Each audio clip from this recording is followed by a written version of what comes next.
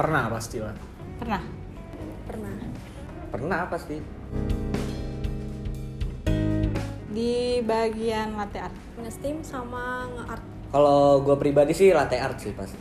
Kalau bagian apa aja kayaknya banyak sih kayak di latte art. Tapi yang problem utama gue sih di cara penyampaian kita sebagai barista ke customer sih. Ya soalnya gue kan benar-benar jadi barista tuh baru banget ya, pengalaman pertama banget. Nah terus bikin latte art itu nggak semudah yang gue pikir gitu. Kayak misalkan nuang-nuang doang jadi, tapi ternyata ada kayak proses mulai buat espresso, steam susu, sampai gimana cara steam susu yang baik dan benernya juga, sama cara ngepuringnya tuh nggak boleh asal-asalan, nggak bisa asal nuang jadi gitu, ada tekniknya juga. Dan itu gue belajarnya cukup lama sih, sampai akhirnya bisa buat latte art yang lumayan lah. Kalau latte art itu kan harus steamnya kan juga harus pas gitu kan.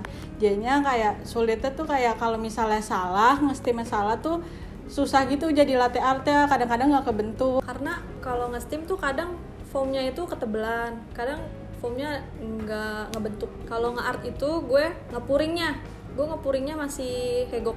Karena gue sendiri orangnya rada susah berinteraksi ke orang lain ya, meskipun belum kenal atau yang udah kenal, kadang masih kesulitan kayak gitu sih. Kadang nanya aja masih suka malu-malu, atau kadang-kadang ya kalau kan kita sebagai kasir atau barista kan harus interaktif kan ke customernya, jadi ya mungkin itu kendala gue di awal-awal jadi barista sih.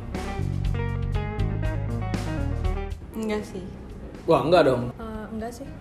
Oh jelas enggak sih. Karena kan kayak kalau misalnya kita kapok kan ya udah jadinya nggak bisa mulu kan, makanya harus belajar biar bisa. Pasti kan kalau belajar terus jadinya bisa.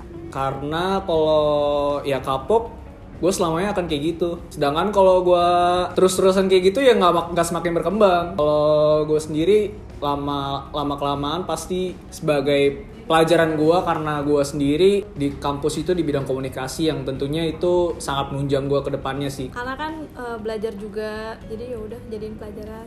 Justru nggak kapok sama sekali, malah gue jadiin itu sebagai challenge buat diri gue sendiri supaya gue bisa lebih maju lagi, bisa lebih bagus lagi dalam menjadi barista, khususnya dalam buat latte artnya sih.